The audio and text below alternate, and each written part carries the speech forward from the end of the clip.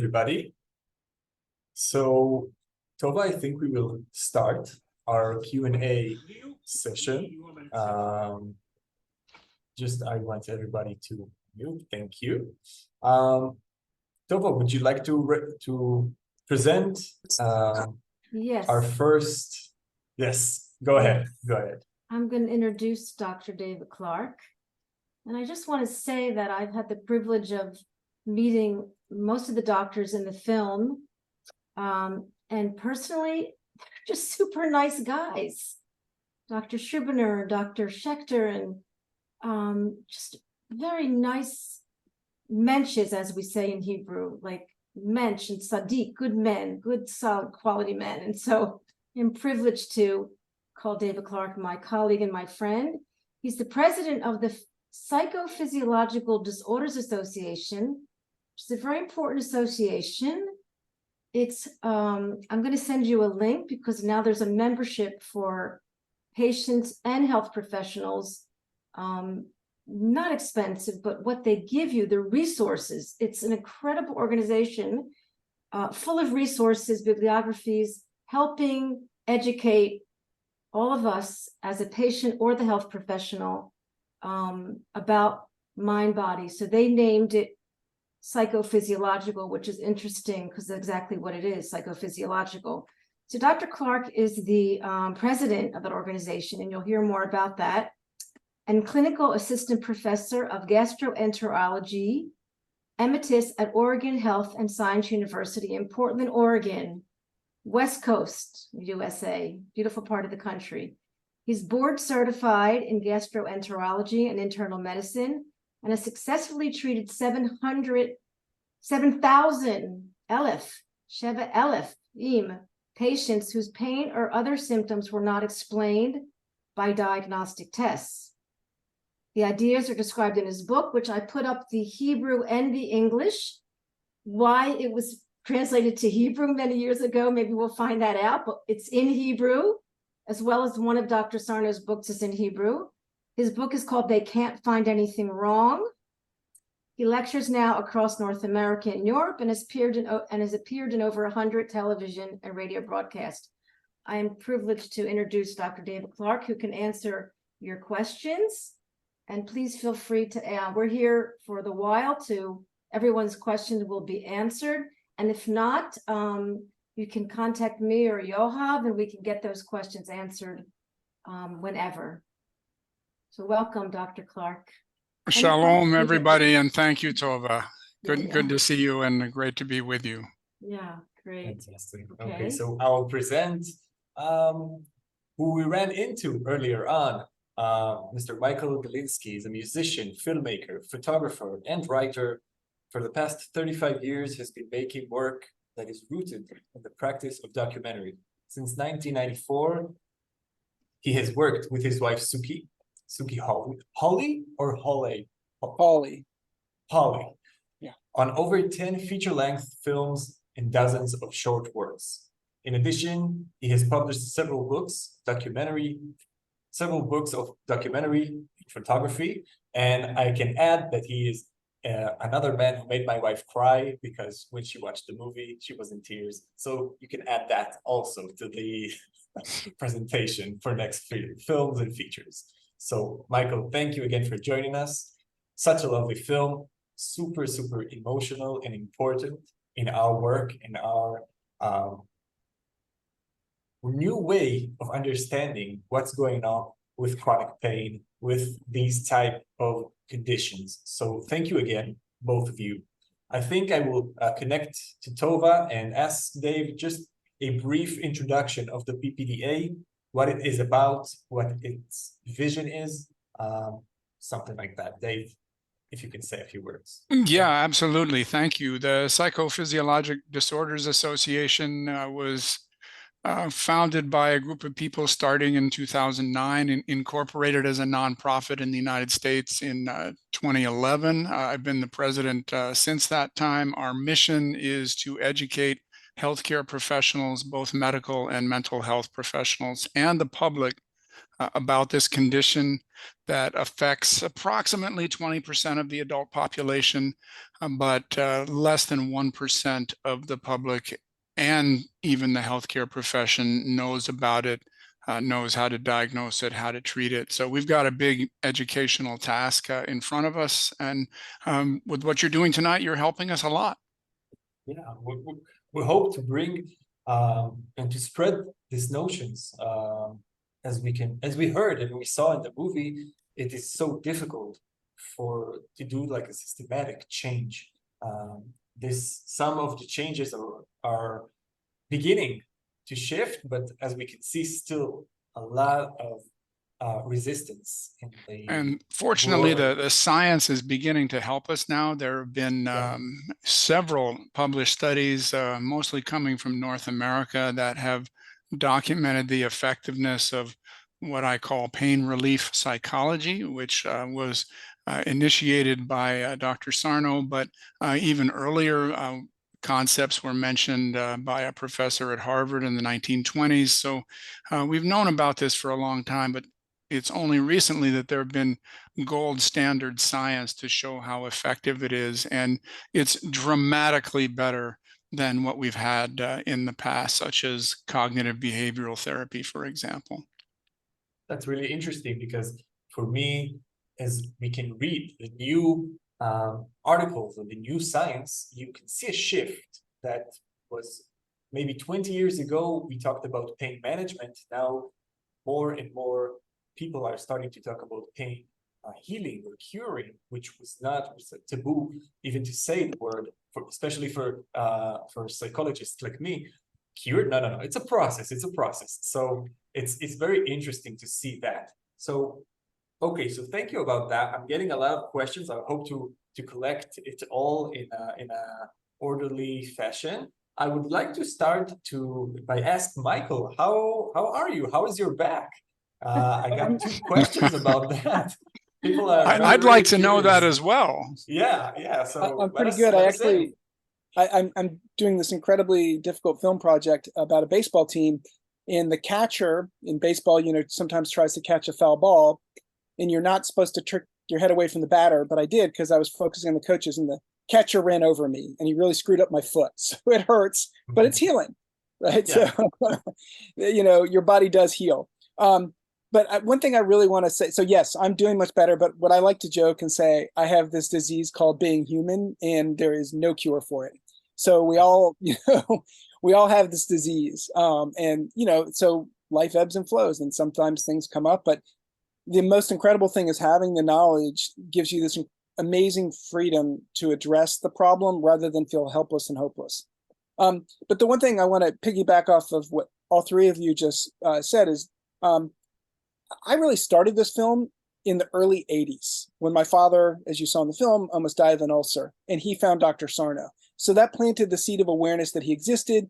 10 years later, I needed that help, and it cured me, and life caught up with me, and it came back again. And I started to make a film because I went to see him, and he really helped me. But at that time, I could not make the film. There was no resources. There was no support. There was such profound resistance. I didn't have resources myself, and it went on hold. 10 years later, it happened again, and that's when I found Dr. Clarke's book. And in the 10 years that I hadn't been able to work on it, Gabor Mate had come out with When the Body Says No, and I found Dr. Clarke's book, and all of a sudden, it was just this like crumbling of systems, where these systems bifurcate information and keep one thing from the other, as we saw with the mind versus the body. And here were all three people coming from different specialties saying exactly the same thing.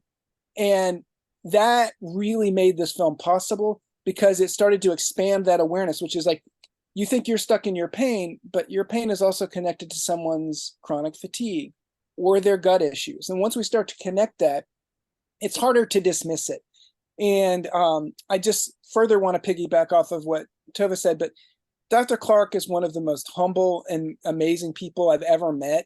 And I feel like he is actually doing this incredible job of weaving together these disparate people, because we're all human and people get into little conflicts about, well, this is an important thing.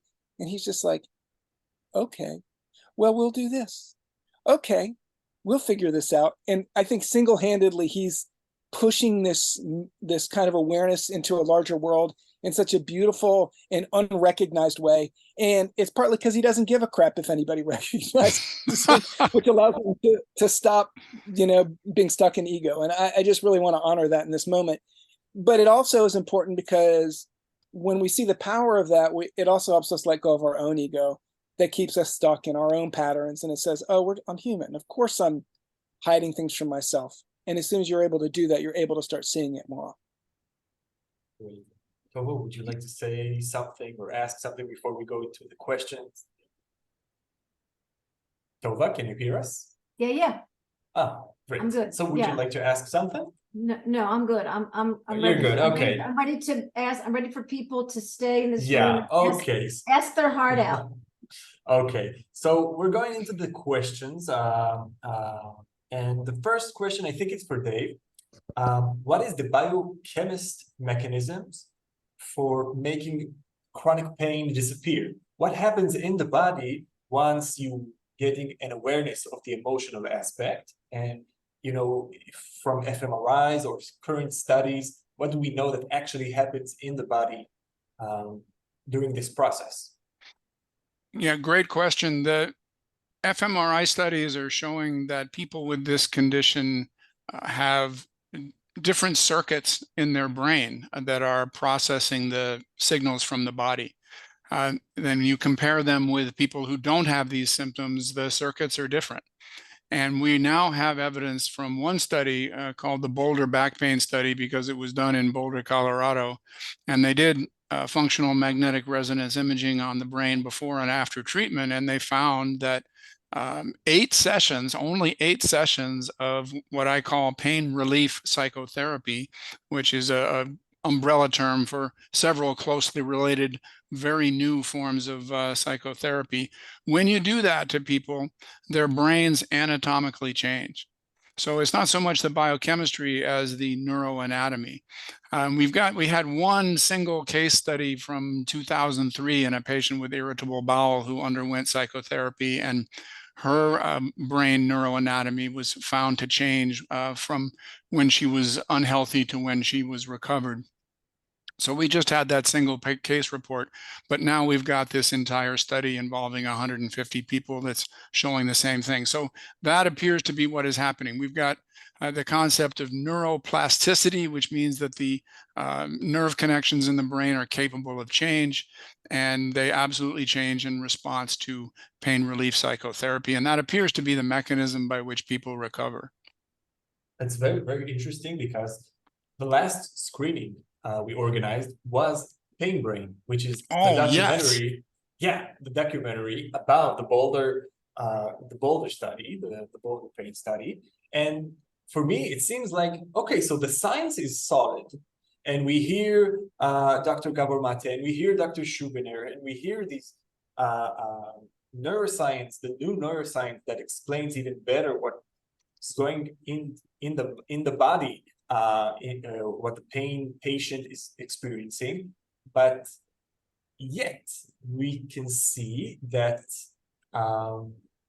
it's still slow. It's a bit not the news that rocked the world, right? It's still, we talk about insurances, and we talk about economical profit and loss, and it's still not there in a more systematic or organization level.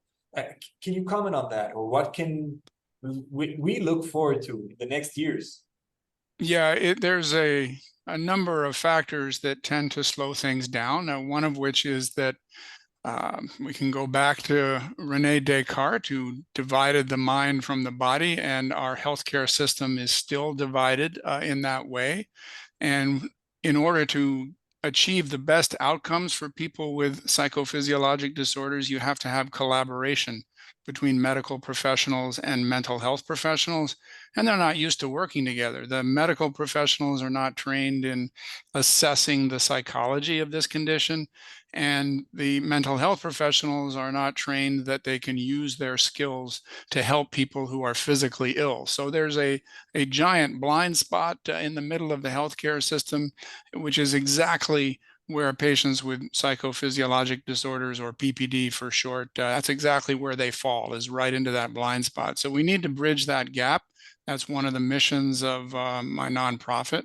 But it's also, for patients, it's hard to believe just how ill or how much pain can be created by this process. I mean, it's the reaction you typically get is that this pain is real. It's not in my head. I'm not imagining it. And that's exactly what we're saying as professionals in this field. Absolutely, your pain is real.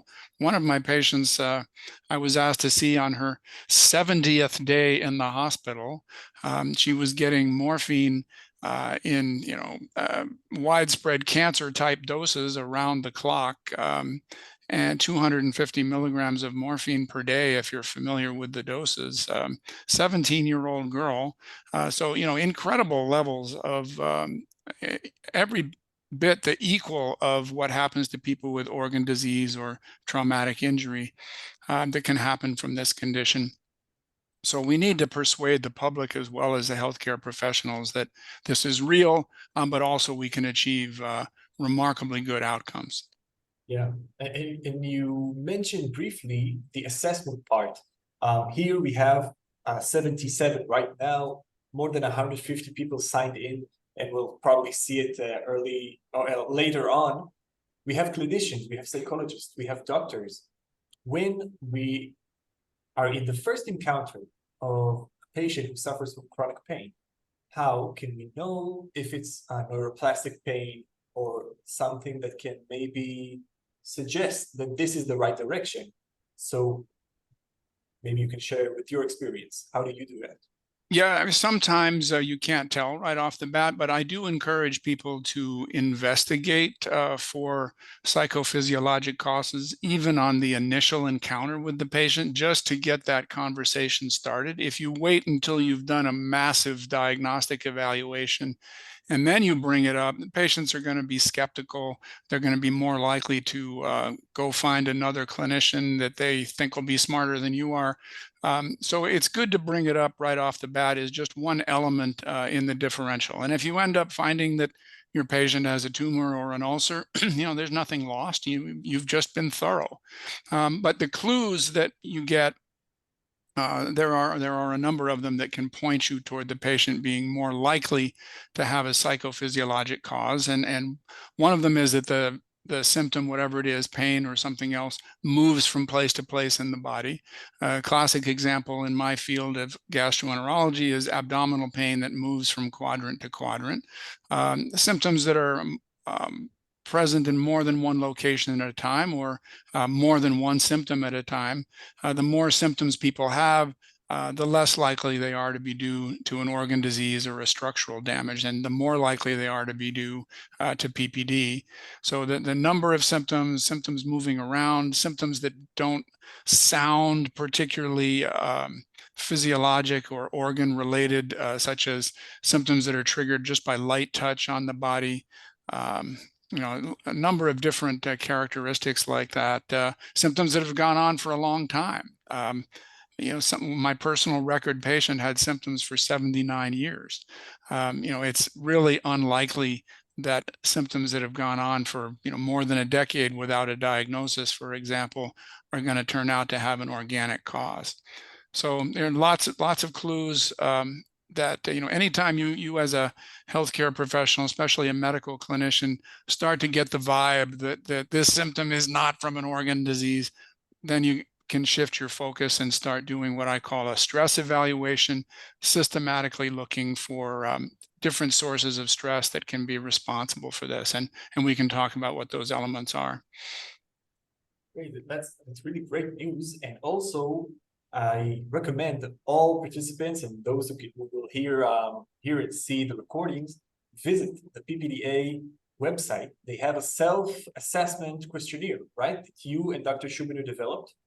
I personally translated it into Hebrew, so if anybody wants, I can send you the direct link of the PPDA, the translated document we did. And it's really, really interesting because, like Michael said in the beginning of our session, it goes into the story of the patient, how the patient really experiencing not only the symptoms, but his relations to the pain. And when it started, he gives a very wide scope of the narrative of the pain. So know, everybody, that there is something that can exist. I see that someone is asking.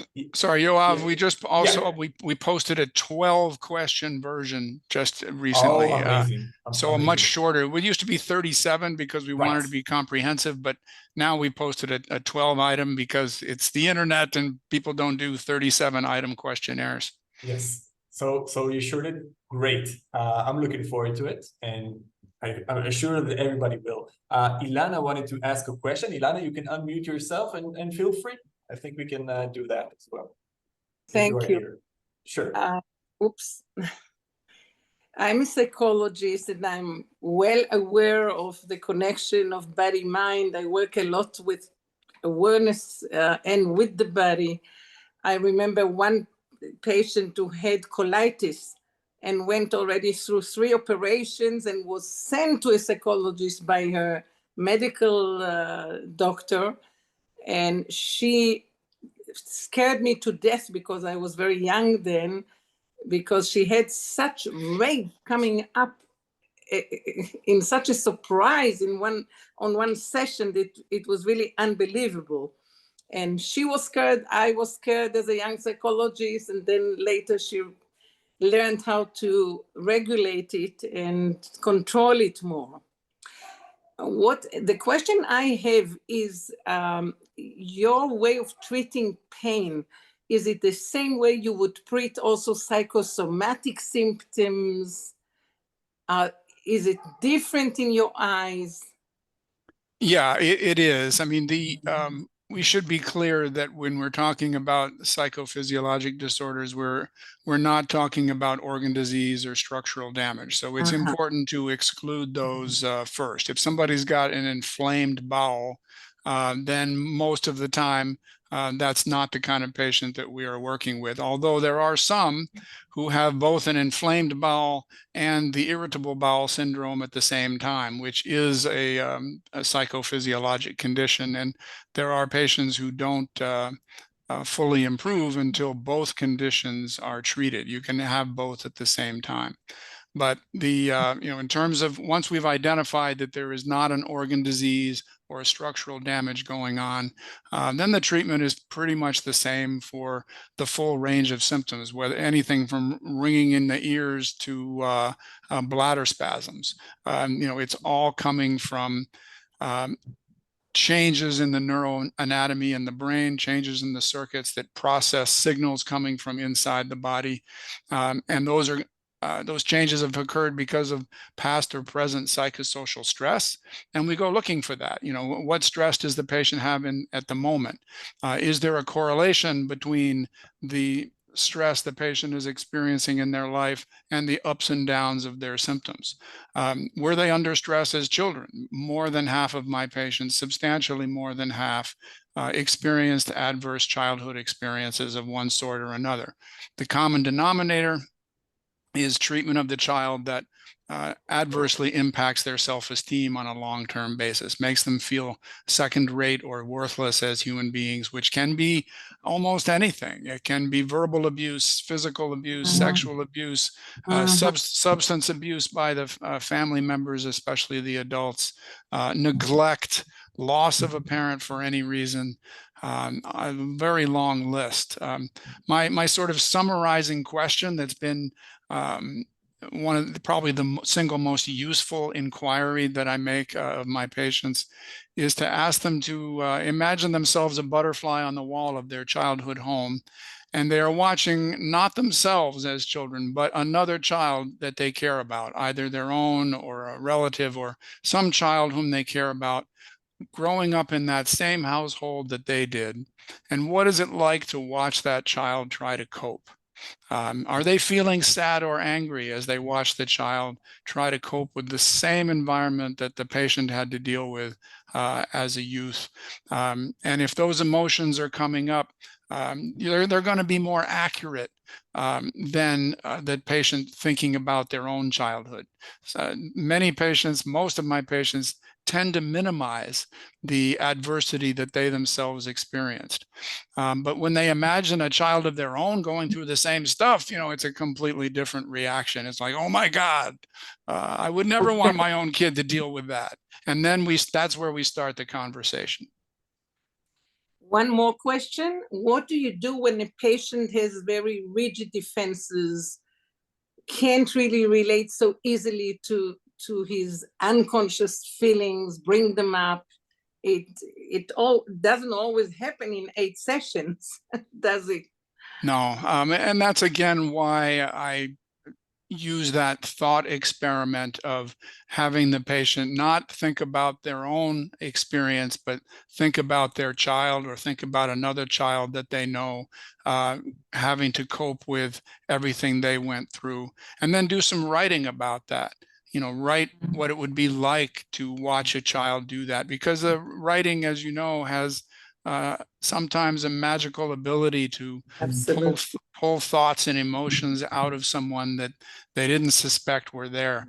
One of my patients got tired of me asking her to write. I have a lot of my patients write a letter to their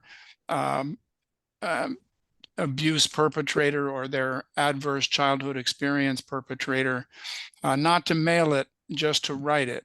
And she was very resistant. She resisted the idea for 18 months. And she frankly got a little annoyed with me for persistently asking her to do that exercise. And she finally said, look, I'm going to write 2 paragraphs to my father. And that's all I'm going to do. And you have to, if I do that, you have to stop asking me. And I said, I don't think 2 paragraphs is going to be enough, because it was a very problematic relationship. But she said, I'm sorry, take it or leave it. So I said, okay, it's better than nothing, because it'd been 18 months. She'd been declining to do this. Okay, so this, make a long story short, she writes the 2 paragraphs. Then she writes number 3, then number 4, and then she can't stop. And she ends up with 9 single-spaced typewritten pages. And at long last, her symptoms were dramatically improved. Interesting. Good idea. Thank you, Ilana, for the questions. The next question, people are sending me on WhatsApp as well, so I'm going to briefly. Okay, so the next one is for Michael.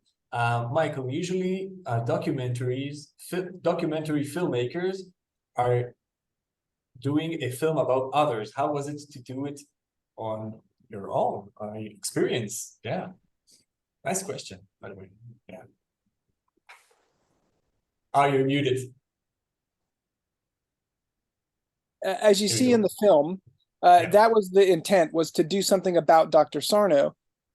But honestly, he wasn't willing to be a character. And to be a character in a film, you have to be a bit naked, and you have to be willing to put yourself out there. Like if you look at reality TV, who do they put on reality TV? People who have no filter. And he had a lot of filter. So that was part of the reason it was really hard to make the movie. And when it happened to me again, as I hit the floor, even as it was happening, I knew what was going on, and there was a lot going on. I wasn't able to stop the process, and I screamed, give me the camera, or grab the camera, because grab the damn camera. He said, grab the damn camera. I'm trying to be polite. That's okay. But I knew that I had to be in it at that moment, and I also knew that if I did do that, that would be palliative and healing in itself. And that wasn't easy, and it's still something that, I'll say this, actually, since then, just before that process, or actually right after that process, when we started making the movie, I started to write blog posts almost every day, because I was challenging myself to write more and to be more open. I'll fast forward to the point when we finished the film and we showed it the first time, and the first question at a screening like this, but in person in New York, the first question wasn't a question, it was a statement. And they said, "That was really brave of you to be that naked." And I was like, I was a little uncomfortable, but it didn't seem that brave until the reviews came out. And they just literally ripped me a new one. The headlines were, "Filmmaker hijacks his own film." That was in the LA Times. The New York Times was something about, demented narcissist ruins his own film. No, it was basically like really clarifying why it's dangerous to kind of put yourself out there.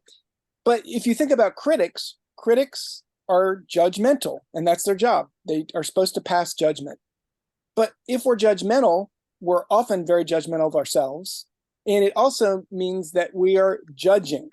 And when we're judging, we're passing judgment. And so it became really clear that the film made them feel things that were uncomfortable.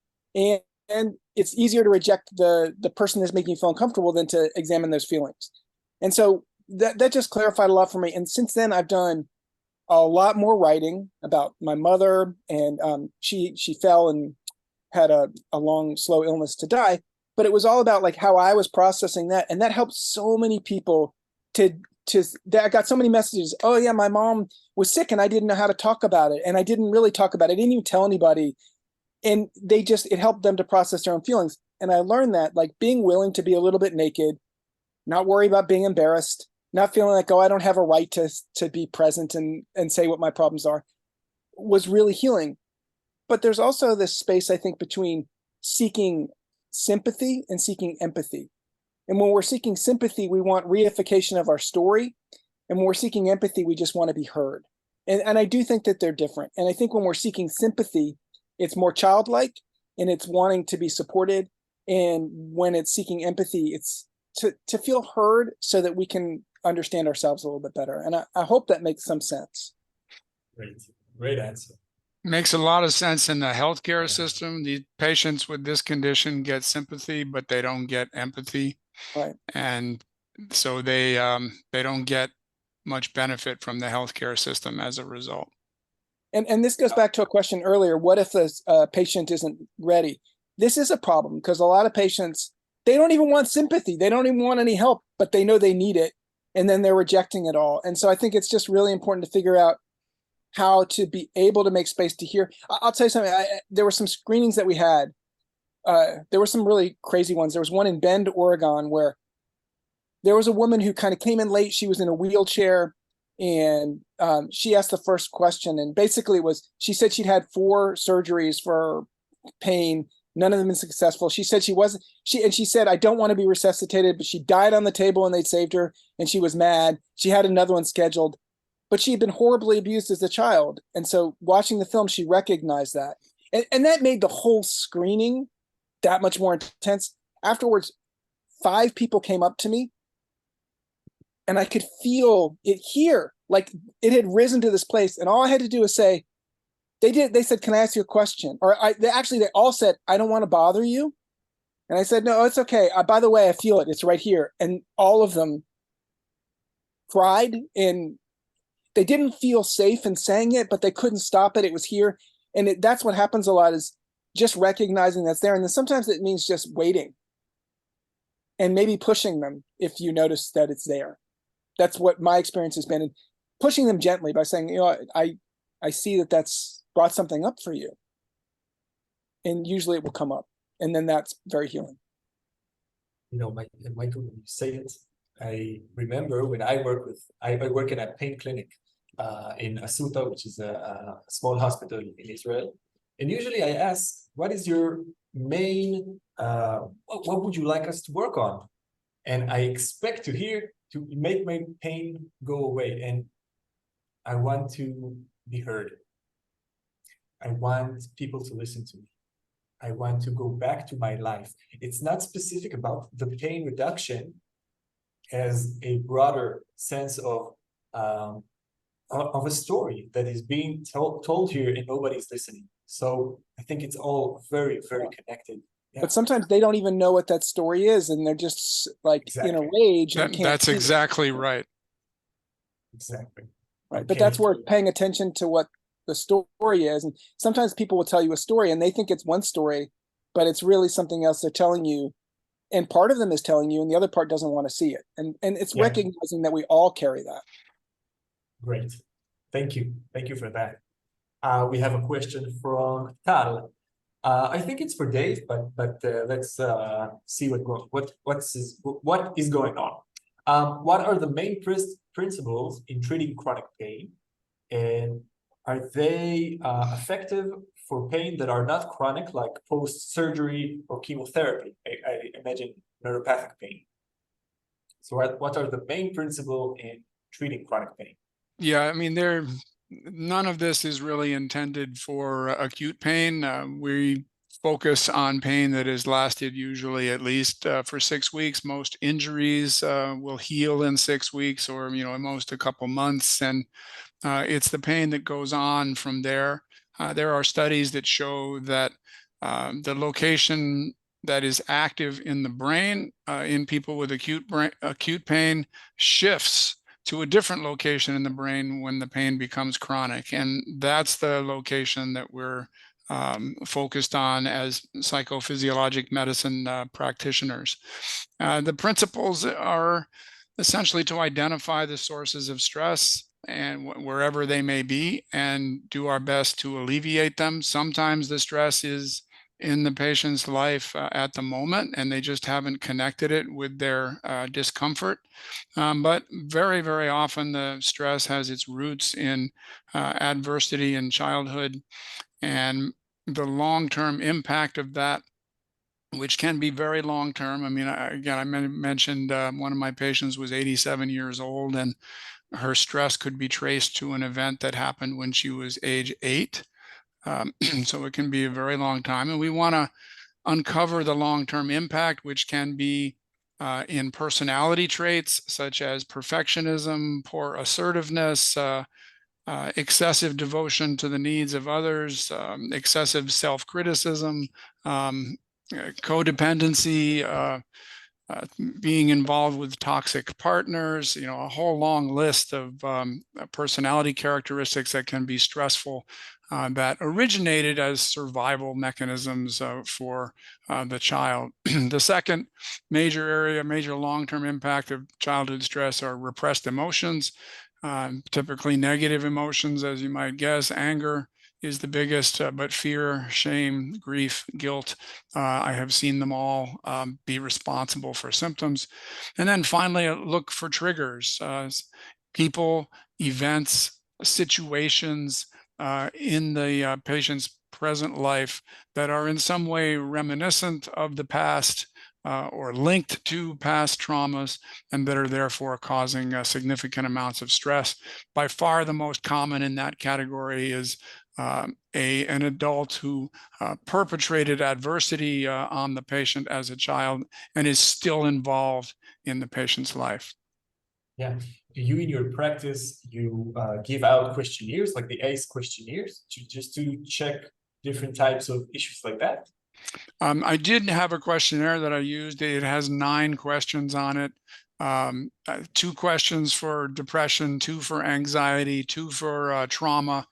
One is the childhood stress question about if a child you cared about was growing up exactly as you did, how would this make you feel, was that question.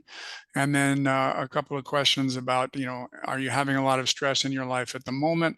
And the last one was, are you the kind of person that takes care of the needs of everyone else, but not your own? Essentially a question to that effect, which is very common in ACE survivors, adverse childhood experience survivors. And each one of those questions, you could get a score from 0 to 3 or 0 to 4, and they would add up to a score of 29 was the maximum. And quite commonly I would have patients with scores of 15 to 20. Oh, wow. Okay. The next question is from Ishai.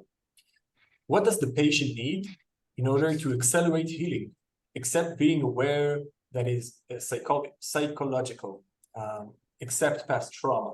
Is there something did you find during your years of experience that is more helpful for patients to recover from chronic pain?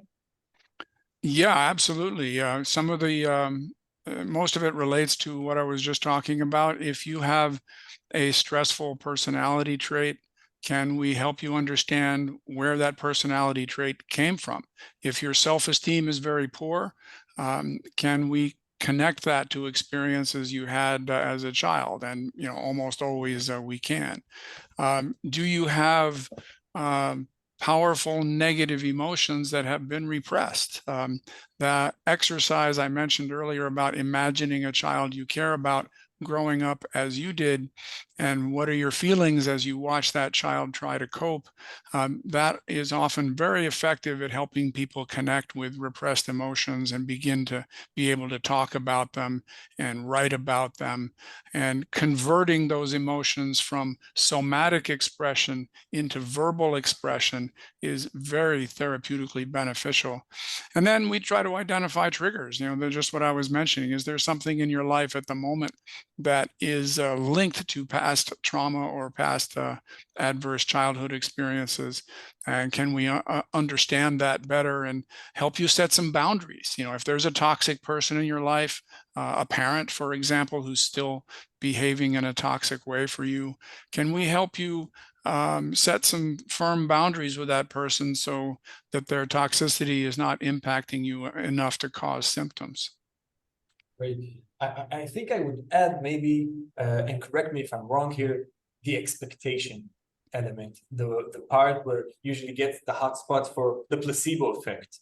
Because when we see the latest scientific experiments or papers, there is a lot of talk about expectations. In the movie also, Michael is showing how people are saying, yeah, I know that maybe it's psychological, but I would rather like take a pill or something like that. You need to believe, or how do you say, to buy into the idea that the mind and the body are interrelated in order to get a beneficial effect.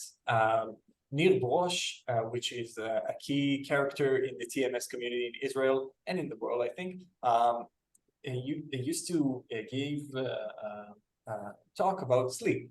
And he mentioned a very interesting experiment about our expectations. It's an experiment when you get two separate groups. One group is told by the experiment people that they slept great. The other, you slept horrible. They slept the same. And later on, they see how well did they do. Will they were tired or not? Were they more like energetic? And the people who were told that they slept like crap were tired, but they slept the same.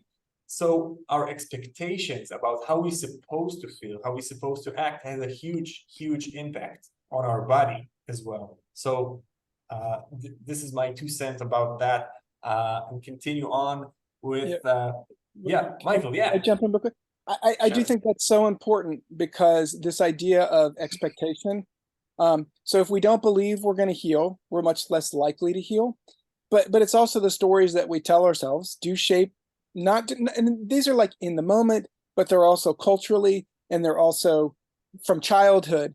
And a lot of times we just are disconnected from those stories. In fact, I was seeing something about a football player the other day who was told very early on that he was a superstar, he was a miracle child and all this stuff. And he felt that way, and he became this incredible football player because he'd been told this story. And I think that these stories that we tell ourselves are often unconscious. So it's also about letting go of having to find that answer. The more that we root around in the muck trying to find that one dog treat that dropped, the more that we get stuck in the muck. And instead, it's just be open to possibility and to be open to what's happening, and not get stuck in an idea of where we're supposed to be. So if I was supposed to get 12 hours of sleep and I only got 8, of course I feel like crap. It's just like, I got 8 hours of sleep. I didn't get enough sleep. I'll be okay. And the more we say, I'll be okay, and we hold that belief and we know that this is true, rather than this belief that I won't get better, this is only going to get, this is the path that we go down. And I just also want to emphasize that this is also not just, so this also goes to 2 things. One is, someone asked the question over here, what location takes over in the brain at the chronic stage?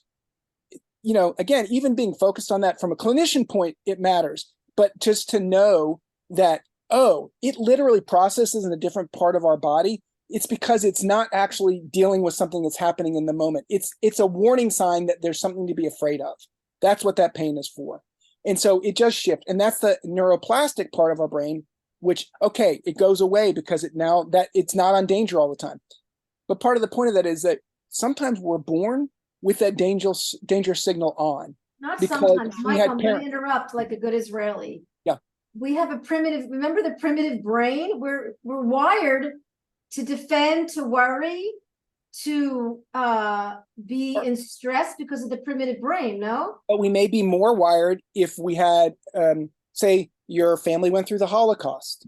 You're going to be more wired in your body. You were born into that, and that takes some conscious undoing, but the neuroplasticity carries over to that, so that if you do that work, you will make it better for your children.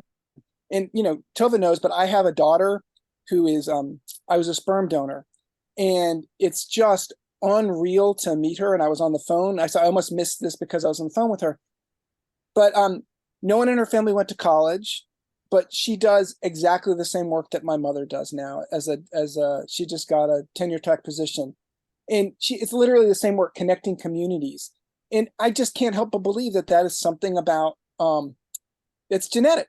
It literally, that our desires in the world are carried down through we always think of it as nurture, but it is also nature as well. And it's just really incredible. And when we know that, it also means that we can address it. If we think that this is a problem, we can address it through meditation, through practice, through patience, and continuing to rewrite our story. We can rewrite our story. And it's not easy, but it is possible. And when we rewrite our story, we heal our grown children as well, because if we show them that we can change, they realize they can change as well. Amen.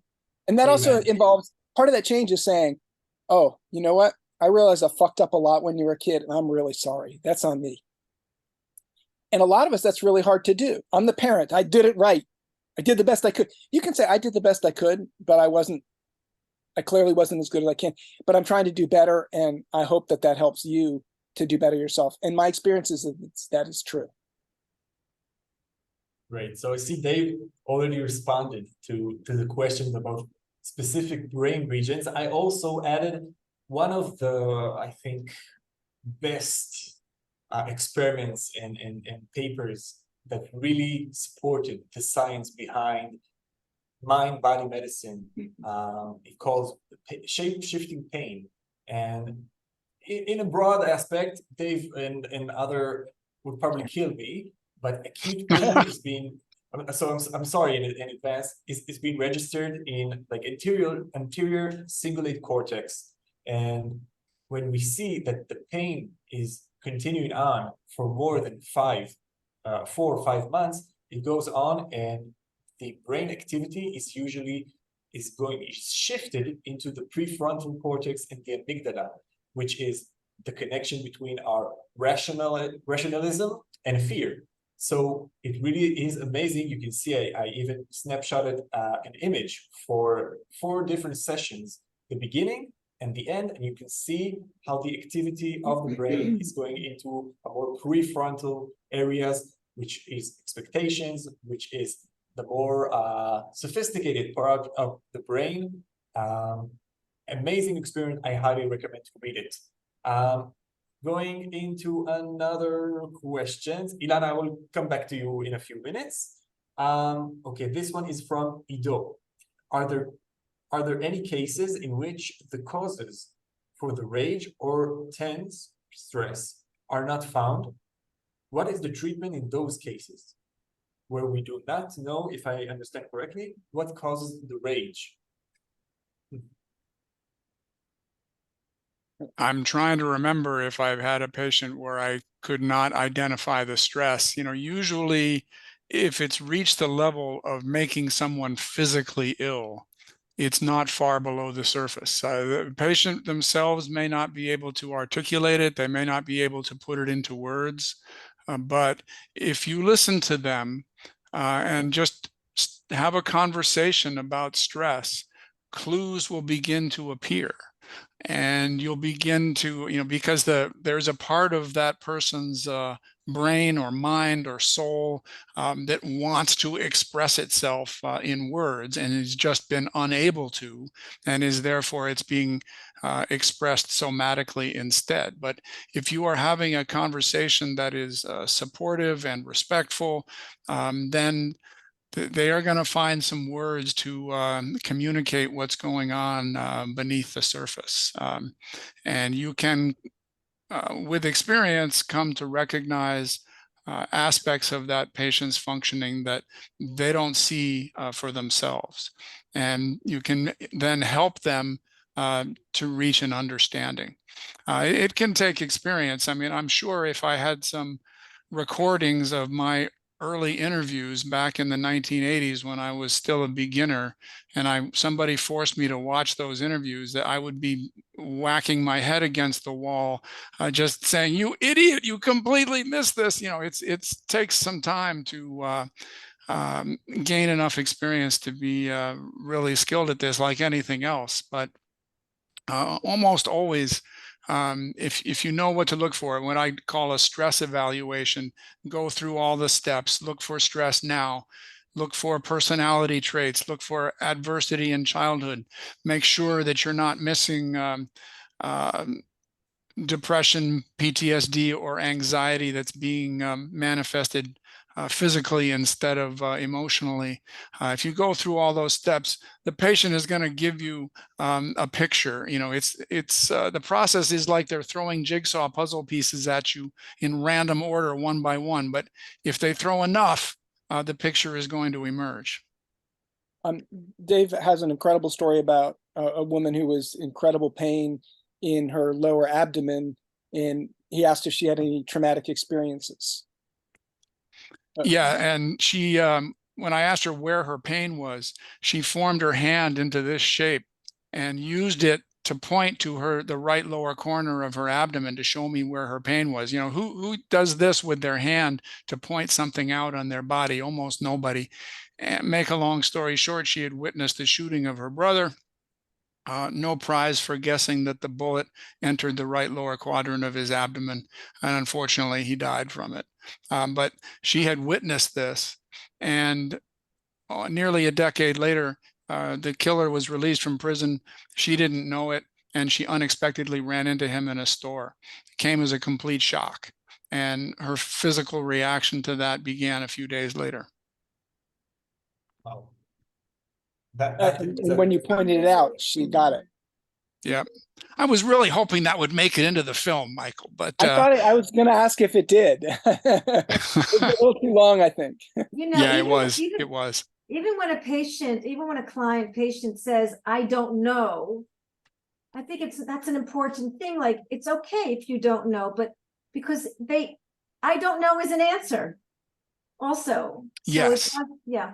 And Well, in this case, she didn't know, but asking the right question. Not because of that. We're just talking in general. But I would like to say that I often think, what would John Sarno be saying now? You know, 10 years, he's dead. He's died 10 years ago, Michael, 6, 7 years ago. No, it's 6 years ago, 7 years ago. Yeah, 2017, I think. He saw the film, right? He saw the film and then passed away shortly after. He saw that first screening, and then he actually passed away the day before the film opened. Right. And the film opened would have been his 94th birthday. Right. So I want to say that, you know, he even says in the film how research wasn't so important because he saw the results. But now, and I used to think in my almost 40 years of practice, who needs research? I'm doing the best I can. And now the science is out and it's important, and I'm very much involved in the science. And again, the human body is an art and a science, but fascinating facts for all of us is that the amygdala is a part of the brain where pain is processed, and so is fear, anger, sadness, some of these core feelings that are unconscious process, these core feelings.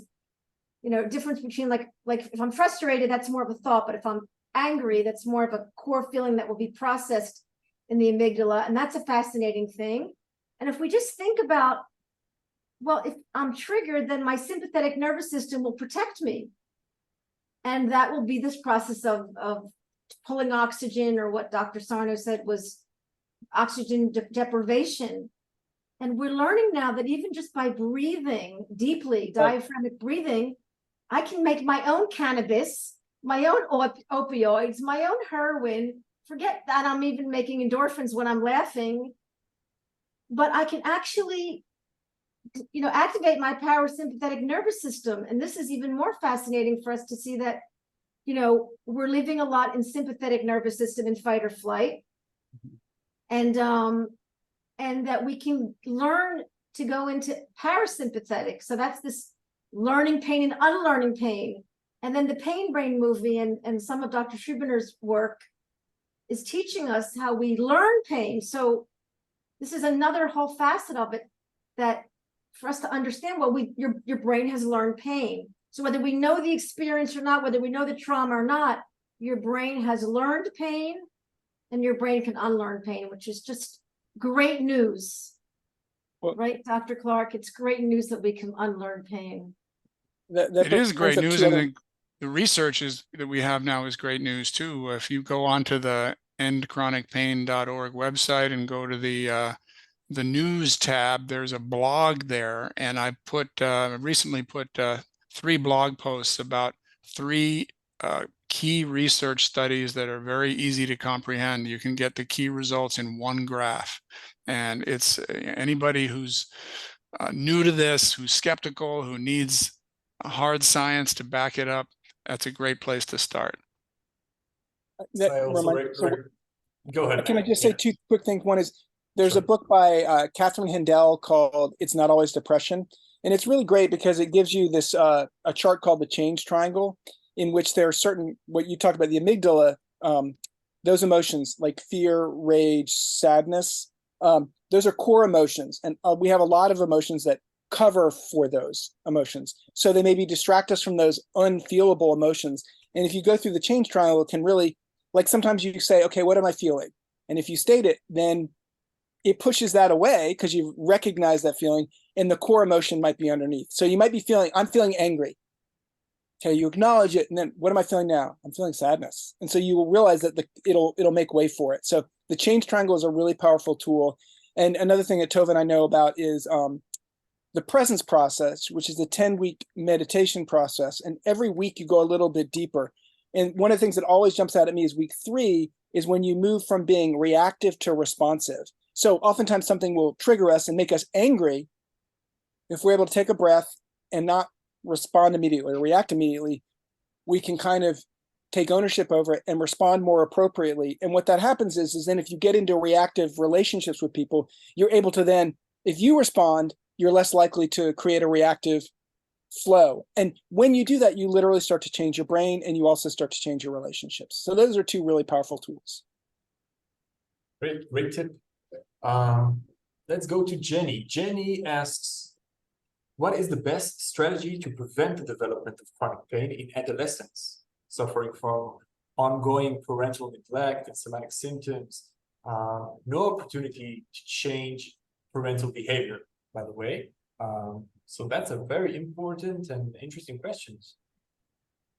Yeah, I typed a very brief answer into the chat, but essentially, children who grow up in these dysfunctional homes, suffering adversity, take responsibility for what is happening and work hard to effect positive change with whatever it is. And that typically in a home of adversity or dysfunctionality leads to development of stress-inducing personality traits later on, the low self-esteem because they fail to effect change, the lack of assertiveness, the the whole list of personality changes that we see in people with psychophysiologic symptoms can grow out of that. So to try to reverse that, whether it's the patient is an adult who's left the home or still living in it, I encourage them to think of the situation that they were in, or in the case of the adolescent, are in, as the moral equivalent of being born in the middle of a dangerous wilderness or born on the far side of Mount Everest through no fault of their own. They find themselves in this very difficult situation that they can't immediately get out of, but they should think of themselves as heroic. They should give themselves credit for the heroic perseverance that is needed to endure that situation and later on to overcome it and to grow healthy out of it. And if they can look at themselves that way, separate themselves from what's going on, make sure they don't take on responsibility for the dysfunctionality, but look at themselves as, like you would an intrepid explorer who's parachuted down into a terrible place, then their self-image is flipped 180 degrees into one that's vastly more positive. And that's absolutely a key foundation for not developing these problems chronically in the future. Amazing. And again, the story, to tell the story in a different way. It's a great, great idea. So we're approaching the end. If anyone has last question they want to ask Dave or Michael, this can be a great time. Any volunteers? Okay, so I think we will wrap up. I want to thank both Dr. Dave Clarke, Michael Galinsky. Thank you so much for the opportunity to spread the notion of Dr. John Sarno, TMS, PPD Association. It's been a real privilege doing it together. I hope you had a good time. Tovah, thank you so much for organizing it with me. You have any comment or something you want to add? I've said enough. Just people, you know, I think our goal here in Israel is to have like a PBDA organization. First of all, the PBDA, for anybody, has an incredible bibliography, incredible treasure of resources. I use for patients. I even cut and pasted on my website. Thank you very much, PBDA. It's a beautiful set. So my goal here is to continue to help people on the field, but to educate and inspire. Israel, we're open, we're receptive. There's amazing doctors here that understand the mind body, and there's doctors that need to be educated. And I think we're ripe to do it. So my goal is to have an organization like that with maybe the help of Yoav and some other great health professionals. And I know Yoav and I are very available to talk to anyone, to be a conduit, to get people to go somewhere. They need this, they need that. So we're happy. And I think we'll be back with some other movies and invite Dave and Michael again. Thank you. Yeah. Well, thank you so much. Yeah. And thank everybody yeah.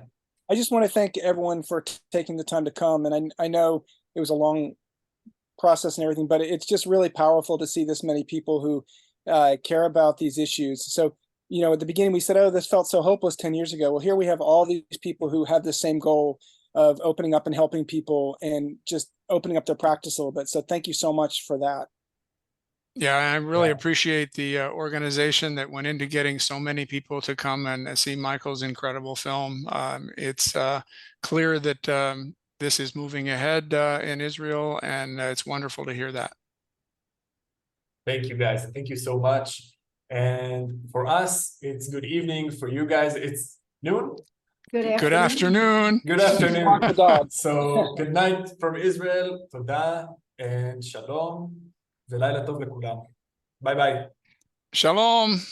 ביי ביי. תודה יואב, היה מצוין.